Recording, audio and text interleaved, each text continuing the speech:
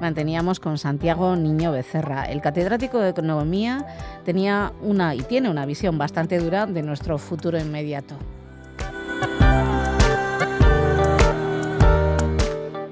Cuando todo esto acabe, es probablemente una de las frases que más hemos usado estos días de confinamiento. Nosotras en la galería nos hemos preguntado si cuando todo esto acabe nuestra forma de vida iba a cambiar, si íbamos a construir una sociedad más solidaria y empática. Lo hicimos ya la semana pasada desde la perspectiva de la filosofía con Antonio Casado da Rocha. Hemos escuchado a gente como Naomi Klein, que decía que la normalidad era la crisis y que necesitábamos construir algo nuevo. Decía esta periodista y autora de La doctrina del shock que necesitamos catalizar una transformación masiva hacia una economía basada en la protección de la vida. Bill Gates también hablaba de dolores distintos, de crisis económica frente a la vida de las personas. Bueno, hemos escuchado muchas cosas a lo largo de todas estas semanas y de eso queríamos hablar. Vamos a intentar ponerle un poquito de mente a la economía, a lo que pasará después, a nuestro futuro inmediato, a medio e incluso a largo plazo. Y lo vamos a hacer con el catedrático de Estructura Económica de la Universidad Ramon Llull y escritor Santiago Niño Becerra. Muy bienvenido a la galería, Santiago. ¿Qué tal? ¿Qué tal? Buenas noches. ¿Qué tal? La verdad es que hemos leído cosas tuyas que no nos dan muchas alegrías y tampoco ninguna esperanza, ¿no? En algún sitio hemos leído, creo que ha sido en El Nacional, que viene un cambio de modelo acelerado por el turbo del coronavirus, que estábamos en una situación en la que casi el dinero se regalaba y que pensábamos que la crisis había pasado y que no era así. Sí, a ver, hay algo, hay un tema que no sé por qué no se ha resaltado y para mí es fundamental, y es que el virus este ha llegado en un momento o en unos momentos de caída económica. Es decir, si rebobinamos un poco, sí. En el año 2012 los bancos centrales, sobre todo el Banco Central Europeo, el Banco de Japón, empiezan a literalmente regalar dinero. Unos tipos de interés reales negativos, etcétera, etcétera, y los políticos, todos aquí el color da igual, dicen que la crisis ya se ha acabado. Entonces, el año 2012, 13, 14, 15, 16, 17, pero en el año 2018... Y lo que sucede es que a partir de otoño, y esto se ve en el informe de otoño del Fondo Monetario Internacional, empieza una caída económica. ¿Por qué? Bueno, pues porque el efecto de lo que yo llamo las anfetas, es decir, del dinero gratis inyectado, se ha agotado. El por qué creo que sería bastante largo de explicar aquí, pero vamos, lo que viene a decir es que indefinidamente no puedes tener una economía dopada, drogada a base de dinero gratis. Ya. Porque llega un punto en que sus efectos se agotan. Bueno, pues eso empezó a suceder en otoño del 2018. Entonces, si analizamos las previsiones de la OCDE, del Fondo, del Banco Mundial, etcétera, etcétera, incluso del Banco de España, a partir de otoño del 2018 se observa un enlentecimiento de la economía. A lo largo de todo el 2019, las previsiones para el 2020 son realmente muy pobres para Europa y para España, Y sí. En estas llega el virus. Es decir, el virus lo que ha significado es un turbo, un acelerador de algo que de todas formas iba a pasar, con un agravante muy importante. A ver, el virus este, como todos los virus, no hay un remedio a no ser que haya una vacuna, o sea, no hay un antibiótico que cure el virus. Entonces, el único remedio que hay es el alejamiento de las personas, el confinamiento y el parón, o sea, el parón de la actividad. Claro, pero es que eso para la economía es fatal. Entonces, ¿qué es lo que sucede? Lo que sucede es que lo que es muy bueno para erradicar el virus, al margen de investigar en una vacuna, evidentemente, es parar la actividad económica. Pero claro, el parar la actividad económica ya de por sí es malo, y además esto ha pasado en un momento de enlentecimiento económico. Con lo cual, claro, el panorama que se nos presenta pues es realmente muy, muy negativo. Entonces, todo esto se encuadra dentro de un periodo de crisis que empieza en el 2007 y que no ha acabado. Yo creo que ya... Yo creo que ahí es donde ha estado el problema, ¿no? Sí, exactamente. Bueno, A ver, cuidado. Incluso en un año bueno, tú mantienes la economía parada 20 días, un mes, y luego la pones en marcha lentamente, porque esto se va a tener que poner lentamente, y esto es un tortazo impresionante. O sea, incluso en un año bueno hubiera sido malo. Lo que pasa es que, claro, habiendo sucedido ahora, realmente es una situación muy, muy complicada. A mí una de las cosas que me genera todo este asunto es que parece que no aprendimos nada, ¿no? Si evidentemente no habíamos salido realmente de la crisis, nos hemos estado engañando a nosotros mismos. Al principio de la crisis yo recuerdo que hasta, gente nada sospechosa de ser no ni tanto de izquierdas como Sarkozy decía que el capitalismo había que refundarlo, que esto no podía funcionar así, que las brechas no podían ser tan grandes. Y de repente llegamos a este momento. No hemos hecho nada en el interín. No hemos mejorado en ningún sentido. Bueno, a ver, aquí hay dos cosas que son diferentes, pero que están vinculadas, claro. A ver, no hemos mejorado en el sentido social, en el sentido redistributivo, ahí no hemos mejorado. No hemos mejorado tampoco en creernos de que por el hecho de tener un crédito ya somos los reyes del mambo, no, ahí tampoco hemos mejorado. Pero las grandes corporaciones sí que han mejorado. De hecho, yo estoy convencido, y luego yo creo que la historia me va a dar la razón, estos años de inyección de dinero gratis en la economía ha sido para ganar tiempo y que las grandes corporaciones fueran preparando el terreno para después de... ¿Qué terreno? Un terreno, evidentemente, con mucha más tecnología, un terreno en el que el factor trabajo será mucho menos necesario.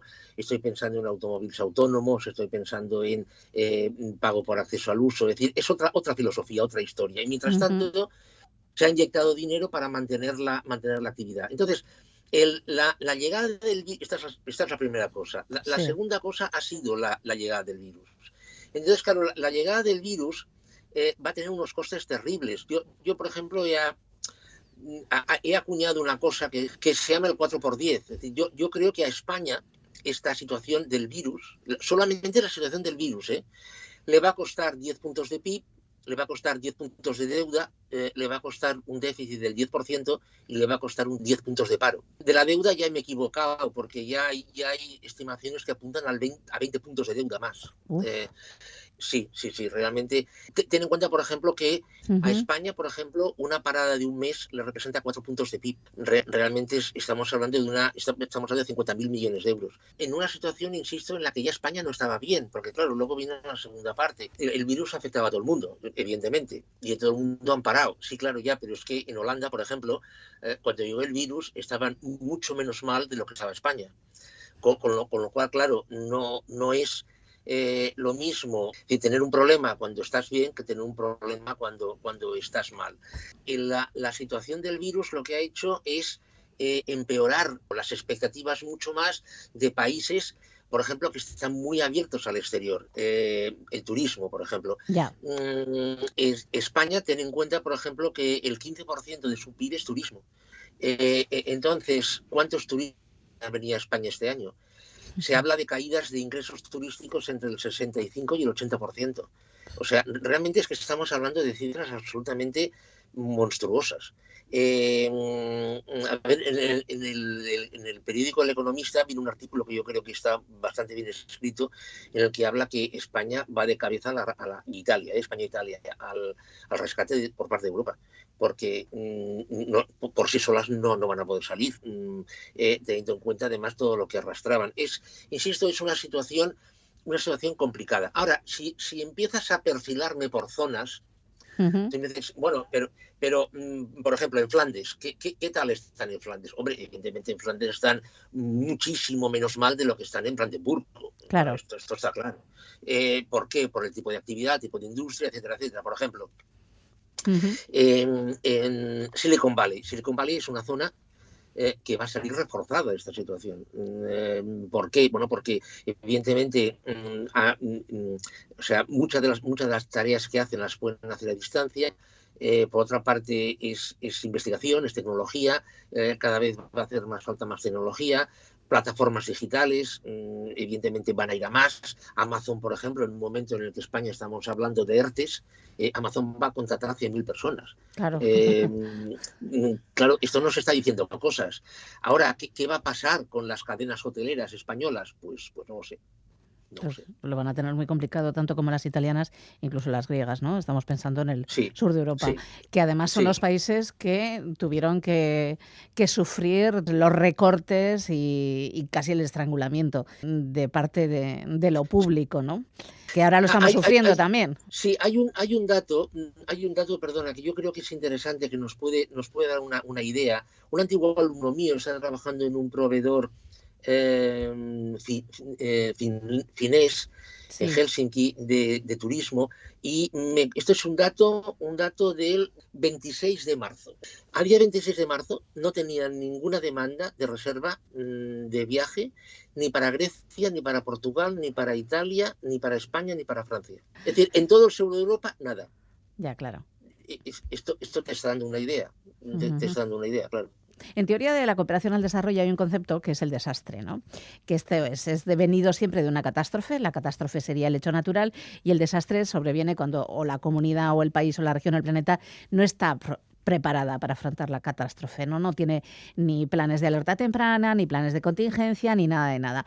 Parece que ni el país, ni la economía, ni los países, ni la economía, ni nada teníamos ningún plan de contingencia para nada, ni para esta crisis de la que estábamos hablando, que ya venía anunciándose, ni tampoco para algo como lo que ha pasado.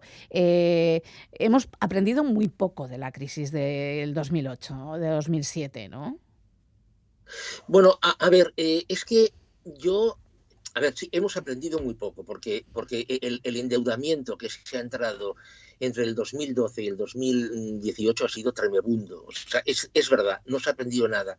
Pero yo creo que es importante hacer un apunte, y es que esta situación que ha generado el virus,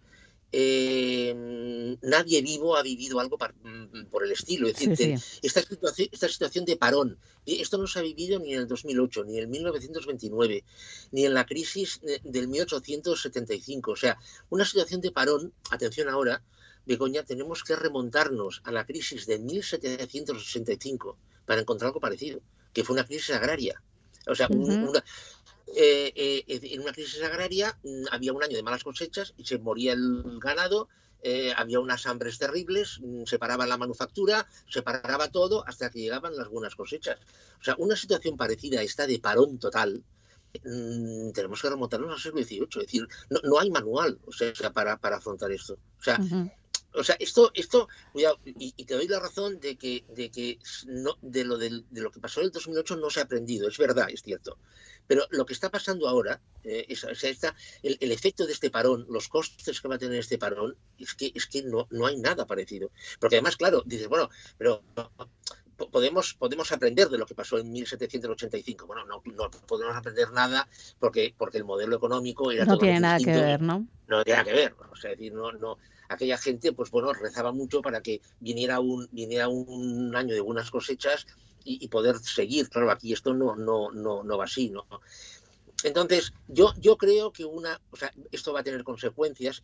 Hablo del virus ahora, ¿eh? O sea, sí. A ver, la lo que pasa es que al final van juntos. Sí, porque de todas maneras, insisto, lo que va a pasar, que es un cambio de modelo, se hubiera producido igual por la propia evolución. Sí, lo que pasa es que, insisto, el virus lo ha acelerado. Por ejemplo, cosas que yo creo que está clarísimo que ya se ve que vamos por ahí de una forma abierta. El uso de la tecnología se va a potenciar masivamente, brutalmente. Tecnología a todos los niveles, tecnología de la comunicación, tecnología en producción, etcétera, etcétera. El presidente de la República Francesa, Macron, dijo, esto hará como una semana y media, una cosa así, dice, Francia tenemos un problema, dice, la sanidad francesa está consumiendo 40 millones de mascarillas a la semana y solamente producimos 8 millones, dice. Entonces claro. Es decir, tenemos que traer la producción de mascarillas a Francia, ¿no? Porque es una producción estratégica. Claro, esto ¿cómo se va a lograr? A base de tecnología. O sea, está clarísimo. Es decir, el uso de la tecnología se va a ultrapotenciar. Con lo cual, es decir, cuando la señora ministra aquí en Cataluña Radio anteayer a la ministra de Trabajo se le hizo una entrevista y la ministra utilizó una comparación que para mí es bastante pobre. Dijo que los ERTE son como las bajas de maternidad, que una mujer da a luz y luego vuelve a la empresa y la empresa reserva la plaza. Claro, pero es que mi pregunta es, de estos ERTEs, ya llevamos 2 millones de trabajadores en España con ERTEs, cuando se acabe el periodo ese obligatorio de 6 meses, tienen las empresas para guardarles el puesto de trabajo, ¿cuántos van a regresar? Entonces otra de las consecuencias que pienso que va a traer el virus es un aumento del desempleo. Eso no creo que aumente mucho, pero sí que aumentará muchísimo el empleo a tiempo parcial, es decir, la precariedad. Los salarios. ¿No? Los salarios, yo creo que vamos a entrar en una época de... Cuidado, no estoy hablando de un neurocirujano de ultraprestigio, o sea, no hablo de esto, hablo de la gente normal. Los salarios, yo creo que vamos a entrar en una fase de congelación, pero total, durante bastante tiempo. Es verdad que van a regresar producciones que se están haciendo fuera, esto segurísimo, sobre todo de materiales estratégicos, pero se van a robotizar todas, es decir, el impacto sobre el empleo va a ser muy, muy reducido. Y otra cosa que va a suceder, pues claro, ahora pensando en España, o sea, ¿cómo nos vamos a encontrar en España? Nos vamos a encontrar, bueno, pues por ejemplo, a nivel de intereses de la deuda. Entonces, a nivel de intereses de la deuda, pues vamos a tener que pagar pues prácticamente 40.000 millones de intereses al año. Ahora estamos pagando 32.000, o sea... son 8.000, ¿no? ¿De dónde lo sacamos? Bueno, aquí voy. Sí, ¿no? Una subida del IVA, cantada. O sea, además tenemos un referente aquí al lado, Portugal. Portugal tiene un IVA de 23,5. Yo creo que una subida del IVA y una subida del IBI... Pero fíjate, el IVA e IBI afectan absolutamente a toda la población, incluido a todos esos que van a perder el empleo. O sea, que tampoco parece nada solidario, ¿eh? La sensación que me da a mí es que la brecha va a ser muchísimo mayor todavía. Bueno, a ver, si lo que buscamos es una equidad fiscal, lo que tenemos que ir es una política fiscal europea. Es decir, que en Europa haya una única política fiscal que sea igual para todo el mundo, con las mismas leyes fiscales y, evidentemente, con unos presupuestos que sean idénticos para todos los países. Los gobiernos, en su foro interno, o sea, hay muchos políticos que hablan de que sería deseable una política fiscal europea y tal. Yo lo que pienso, mi opinión, es que los políticos se niegan el rotundo a esto, porque claro, si pierdes la política presupuestaria, pierdes soberanía. Entonces claro, se van a defender con uñas y dientes los gobiernos para defender su parcela de poder dentro de la Unión Europea. La moneda única vale, o sea, la política monetaria se ha cedido, pero lo que es la política fiscal, yo creo que, bueno, no sé, tendrá que venir más virus para que se vaya a una política fiscal única. Con lo cual, claro, evidentemente la equidad no se va a conseguir y la desigualdad va a crecer. Ya. La respuesta estaría en Europa, más Europa, digo. Yo creo que es justo al revés. O sea, yo creo que esta es otra, y es lo que te iba a decir antes, ¿no? Otra de las consecuencias que va a tener el virus es que, a ver, que hubiera llegado igual, por favor, que hubiera llegado igual, pero que el virus va a acelerar. ¿Acelerado? Es que, que está en proceso de acelerar, va a ser el adelgazamiento del concepto de Estado. Los Estados, yo creo que claramente van a menos. A lo que va más son las zonas, las áreas, los clústeres. Begoña, o sea, hablamos mucho de la economía alemana, ¿no? Sí, pero a ver, Alemania son cuatro Länders, Begoña, sí, que son economías muy distintas, además, sí. O sea, es que es GS, o sea, son 4 estados. O sea, en Francia son 3 provincias, 3 regiones las que mueven la economía prácticamente. Y hablemos de España. En España son 3 zonas, 4, o sea, no son más. O sea, entonces, a partir de aquí, yo creo que la famosa idea aquella de la Europa a 2 velocidades, que nace a principios de los 90 y que fue, considerada herética, yo creo que va a volver. Va a ser una de las consecuencias que va a tener. O sea, es decir, va a ser más colaboración entre zonas europeas, pero no más Europa. Si a la colaboración, a más colaboración entre zonas europeas le quieres llamar más Europa, pues vale. Ahora, por eso, y ligo con lo que comentabas de la equidad, la renta básica, sí o sí, otra cosa que va a acelerar el virus. La renta de garantía de ingresos que podemos tener en Euskadi, por ejemplo. Llámale, ¿no? Como quieras, renta mínima, como quieras, pero en el fondo es una renta básica. Es decir, Porque, bueno, pues porque se va a poner claramente de manifiesto que hay una serie de personas que no son necesarias. O sea, no hay nada ideológico aquí. O sea, simplemente que no son necesarias. Entonces, a partir de aquí, algo hay que hacer por ellas. Desde luego, lo que no vamos a ver, estoy convencido, o sea, decir, un aumento de la imposición directa para favorecer la redistribución. Eso seguro que no. Eso en la historia tuvo una fase. Esa fase ya se superó y ahora a lo que vamos es a otra cosa. Con lo cual, claro, hemos hablado de España, subida del IVA, subida del IBI, pero yo creo que habrá más cosas. Por ejemplo, el copago sanitario. Yo creo que el copago sanitario se va a imponer.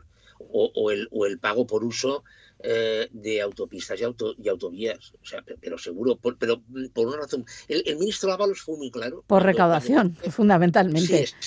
Sí, no, pero incluso ya no es por recaudación. A ver, cuando se levantó el peaje del primer peaje que se levantó en España, que fue aquí en Burgos, la autopista de Burgos, claro, los periodistas en la rueda de prensa que la dio el ministro Ábalos, que es ministro de Transportes, pues le preguntaron, bueno, pero los peajes tal, y el ministro fue muy claro, dice, bien señores, dice, mantener las autovías y autopistas en España cuestan al año 11.000 millones de euros. O sea, esto de algún sitio tiene que salir. O sea, es que, a ver, o subimos un impuesto, o ponemos un peaje por kilómetro recorrido, o ponemos una viñeta, o dejamos o recortamos en sanidad, no lo sé, pero cuesta 11.000 millones. Entonces, claro, está claro que va a haber, por un lado, un aumento de impuestos, yo lo veo así, un aumento de impuestos que creo que irán por el lado del IVA, y por el otro lado, un recorte, entre comillas, de gasto que vendrá por el lado de contribución mayor en el gasto. Por ejemplo, los medicamentos. Yo creo que una de las consecuencias de este virus va a ser un aumento del precio de los medicamentos.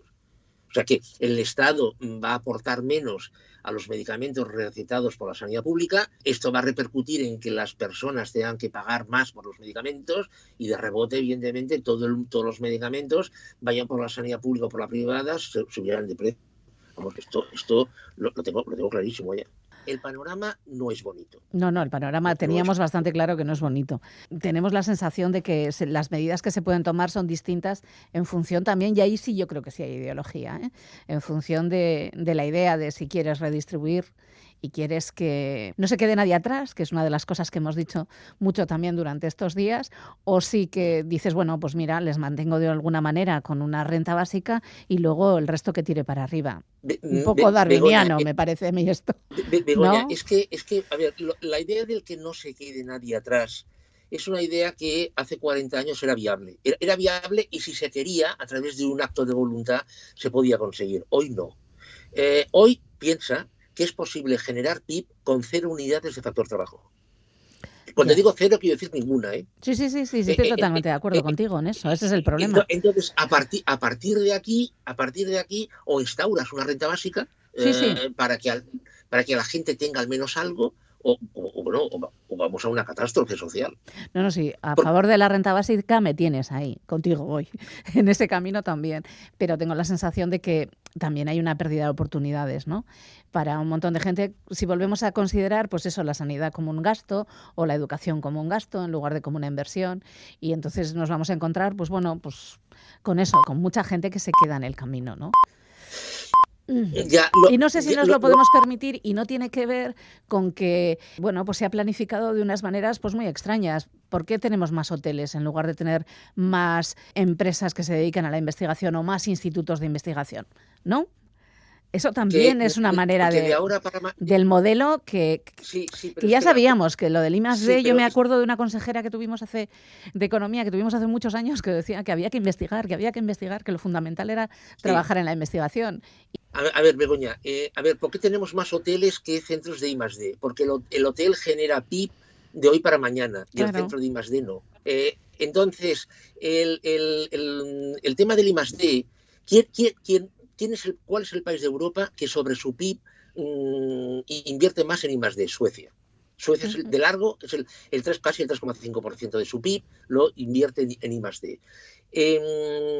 ¿Por qué? Bueno, analiza la estructura del PIB sueco. O sea, está basado en el alto valor añadido, medio y alto valor añadido. Es decir, por un lado, las empresas suecas les interesa invertir, pero al Estado también, con lo cual prácticamente la colaboración entre Estado y empresas para invertir es total.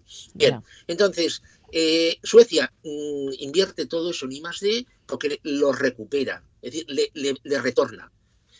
Porque su generación de PIB está basada, insisto, en el alto valor. Pero claro, en España, analiza la estructura del PIB de España. Sí, o sea, analiza la estructura del PIB de España. Mira, turismo, antes te he dicho el 15%, ¿vale? Sí. Déjame seguir un poquito. Comercio, es el comercio de tiendas y todo eso, tal, el 13% del PIB. Restauración y ocio, el 10%. Automóvil, el 10%.